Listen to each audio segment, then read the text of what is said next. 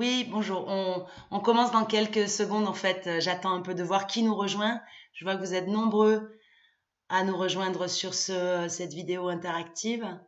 Bonjour à tous, merci. On attend encore quelques secondes, hein. Ah, je vois, voilà, John qui arrive. Salut John, Marcel. Ouais, ça fait plaisir de vous retrouver. Copier-coller qui est parmi nous. Renommé aussi. Ça faisait longtemps, renommé. Modifier. My Movie Maker qui est là aussi. Copier le chemin d'accès. Bon, on est à peu près une soixantaine. Je pense qu'on peut déjà commencer. Évidemment, n'hésitez pas. Est-ce que vous m'entendez bien déjà? J'aimerais savoir, est-ce que quelqu'un, John, est-ce que tu peux me dire si tu... On t'entend très bien, Marianne, bisous, bisous. Bon, super. Bon, on va commencer alors. Alors, avant tout, je tiens à préciser que pour ceux qui nous rejoignent et qui m'écoutent pour la première fois, sachez qu'en général, mes interventions vidéo, j'essaie d'être toujours, évidemment, j'ai un sujet principal, hein, mais d'être dans une ambiance globale, dans un travail transversal. Ça veut dire que c'est pas parce que j'ai un thème principal qu'on pourra pas ouvrir de temps en temps des petites fenêtres.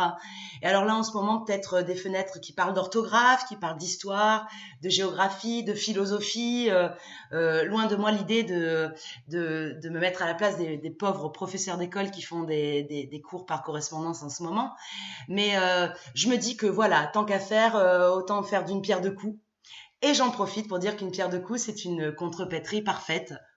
Je vous laisse là-dessus. Je vous en dis pas plus. Donc, salut les amis. Ah, voilà. Là, il y a un nouvel élément qui arrive, suivi de Dropbox. Salut.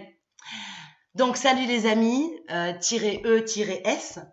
Euh, vous êtes extrêmement nombreuses et nombreux à me solliciter en ces temps extraordinaires. Et là, je mets volontairement un tiret entre le préfixe extra et le nom ordinaire ou l'adjectif, hein, ça dépend de comment on emploie, voilà, comment on voit la chose.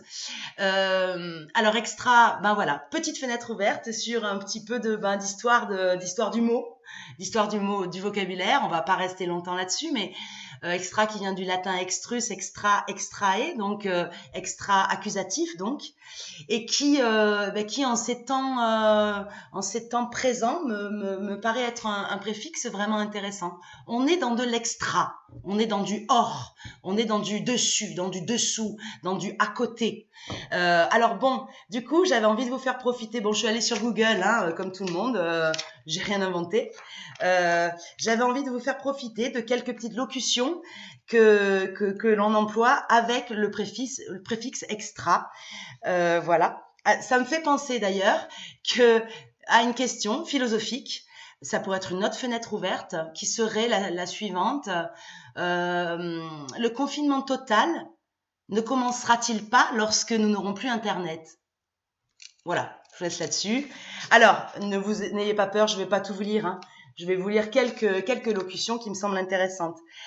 Par exemple, abcès extraduro-intracrânien, angiome caverneux extracérébral, cholestase extra-hépatique, comportement sexuel extra-conjugal, déterminisme génétique extra-chromosomique, extra-memory budget disease, hématopoïèse extramédulaire, perception extrasensorielle, protéines de la matière extracellulaire, extra-dry, extrajudiciaire, extramuros, extraterritorialité, extra-parlementaire, guérison extra-médicale, extra-budgétaire, extra-européen, extra-humain, extra-légal, extra-muros, extra-réfractaire, extra-réglementaire, extra-statutaire, extra-terrestre,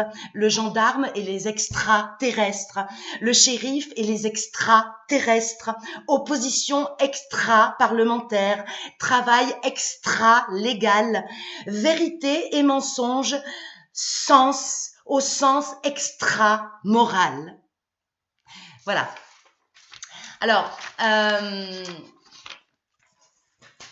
vous m'avez donc sollicité, et eux, parce que vous avez envie que je vous donne mon avis sur des grandes questions du moment.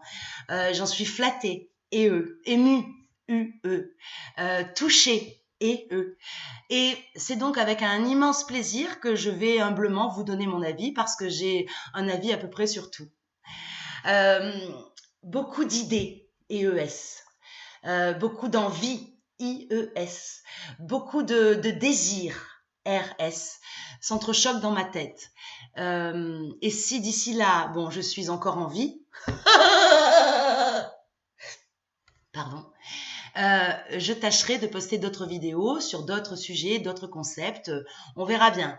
Pour l'instant, au préalable, je suis pas, j'ai pas le monopole de l'originalité. J'avais envie de vous proposer un tuto simple, précis et clair. Un petit tuto qui ça pourrait s'intituler comment en ces temps de confinement manger correctement une banane. Alors, cette idée m'est venue du journal factuel que j'écris tous les jours. Donc, en gros, j'écris tout ce que je fais tous les jours. Et donc, il m'est arrivé, évidemment, depuis ces 6 jours, de manger une banane. Et je trouve que c'est une idée, c'est-à-dire qu'au-delà de la théorie sur les gestes barrières, on profitera aussi de travailler un peu la langue des signes. Gestes barrières. L'important, c'est la pratique quand même. Et c'est l'expérience. Comment j'ai été traversée par cette expérience, bouleversée par l'expérience de manger une banane en temps de confinement. Sinon, manger une banane en temps normal, ça n'a rien d'extraordinaire. Extraordinaire. Donc, pour ça, on va commencer le tuto. Simplement. Alors, on imagine que hier, vous êtes allé faire des courses et s'il vous plaît, vous n'êtes pas sorti pour acheter juste 4 bouteilles de coca. Parce que ça, c'est pas des vraies courses. C'est des fausses courses. Alors après, d'aucuns pourraient dire, ouvrons une fenêtre sur le concept de vrai et faux, sur le concept de vraies courses, fausses courses, de ce qui est indispensable, de ce qui n'est pas indispensable. On en parlera une autre fois, sûrement, avec grand plaisir en tout cas. Ah, bonjour, copier-coller, tu es à nouveau. Il y a plusieurs copier-coller aujourd'hui, oui. Il y a aussi Stanislas qui nous rejoint. Il y a images, documents. Ce PC nous rejoint aussi. Super, bienvenue. Alors, donc vous êtes allé acheter des bananes hier. Évidemment, quand vous êtes rentré, vous les avez tout de suite plongées dans un volume d'eau et dans lequel vous avez mélangé un liquide ou plutôt un fluide. Je préfère le terme fluide. Je le trouve plus roulant sous la langue. Mais attention, par pitié, évidemment, on parle de fluide extracorporel. On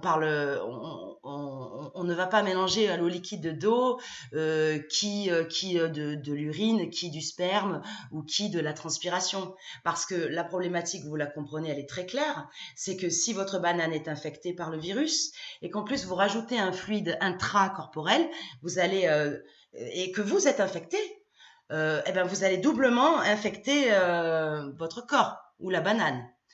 Bref, donc quand je parle de liquide extracorporel, moi j'utilise du vinaigre blanc. Voilà, par exemple, je m'attendais à cette question. C'est Alizé qui me demande qu'est-ce que je fais si je n'ai pas de vinaigre blanc. Vous ne sortez pas pour en acheter. Vous ne sortez pas. Vous prenez un autre liquide, un autre fluide. Par exemple, je vois là, parce que je suis dans ma cuisine, je suis chez moi. Là, c'est vrai que je ne suis pas dans mon studio. C'est un peu bizarre. J'ouvre mon intérieur. Je vous ouvre mon intimité. Bon, pourquoi pas. Vous pouvez prendre de l'huile d'olive, par exemple, ou de l'huile, ou du vinaigre de cidre, ou du vinaigre d'échalote. Pas de vinaigre balsamique. Franchement, c'est trop épais. Je pensais à faire une espèce d'eau saumâtre. Donc plutôt, voilà, ou du miel. Mais moi, mon miel, il est solide. Donc, et même du miel liquide, ça équivaut pour moi au vinaigre balsamique. Donc, il faut que vous ayez, moi, c'est du vinaigre blanc. Vous faites tremper vos bananes, 3-4 heures.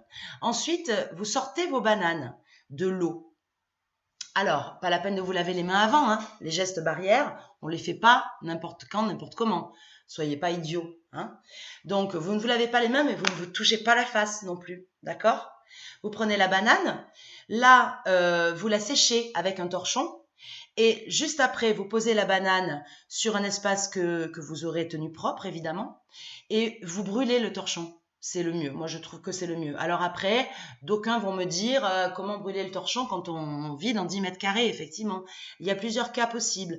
Les gens qui sont partis dans leur maison secondaire, par exemple, vous avez un jardin. J'espère que vous avez un jardin. Parce que si vous n'avez pas de jardin, que vous vous retrouvez dans une maison froide, sans eau, sans électricité, avec de vieilles pierres dégoulinantes, ça ne sert à rien. Donc, on part de la supposition que les gens qui sont partis en maison de campagne ont un jardin.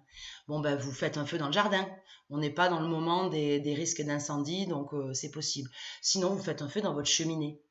Pour les autres personnes qui, eux, n'auraient pas de maison de campagne, maison secondaire, et qui sont donc dans leur appartement, c'est plus problématique. Alors, d'autant plus si vous avez beaucoup d'enfants et que vous êtes dans 15 mètres carrés. Alors, ben là, si vous êtes en couple, eh ben, le conjoint s'occupe des enfants pendant que l'autre personne brûle le torchon. Si vous êtes seul, alors là, il faut tenir les enfants loin de l'endroit du feu.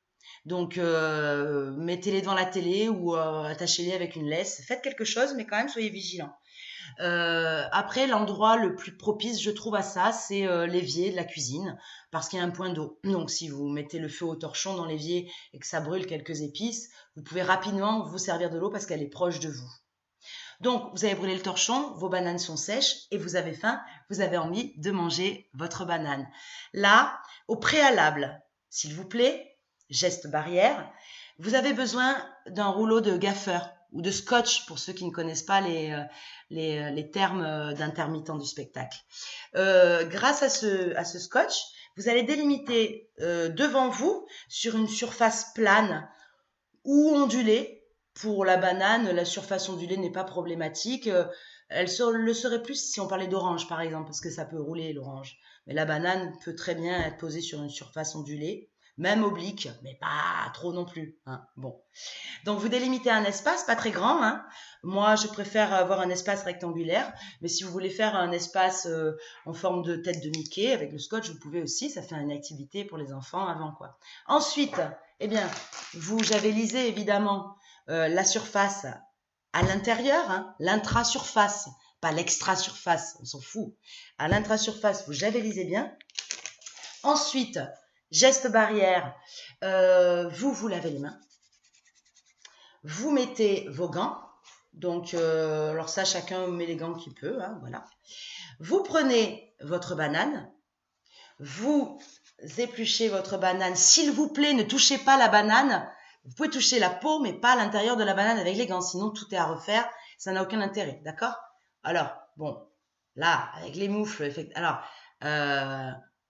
du coup, oui, si vous n'êtes pas infecté, vous pouvez faire ça avec les dents. Quand vous avez épluché votre banane, sans la toucher, vous la projetez sur la surface javelisée. La peau de la banane, ben, vous allez la brûler dans l'évier. Ensuite, attention s'il vous plaît, geste barrière, vous lavez les gants. Et vous allez comprendre pourquoi. Parce que j'enlève ce gant-là, ok super. Mais si cette main, elle est infectée et que j'enlève le gant, si le gant est infecté, je veux dire, eh ben voilà, je me suis infecté la main. Donc, vous avez désinfecté les gants, vous vous relavez les mains. Et puis ensuite, vous êtes prêt à manger la banane. Alors, je vais finir là-dessus parce que pour ceux qui ne me connaissent pas, mais les autres le savent, je préfère finir mes vidéos sur une question ouverte, sur pas forcément de réponse. Comme disait René Char, c'est de réponse que le monde meurt. Ma question serait, peut-on manger un aliment javelisé? Ou une autre forme de question, quelle est la quantité maximum de javel au-dessus de laquelle un aliment devient non comestible? Voilà, je vous laisse là-dessus. Je vous embrasse. Ah, je vois qu'il y a John qui m'envoie des petits cœurs. Ah, ben oui. Merci Marianne pour tout. Oui, merci pour tout ce que tu fais pour nous. Moi aussi, je vous aime, je vous aime. Eh bien, je finirai là-dessus. Bonne fin de journée et si je puis me permettre, gardez la banane.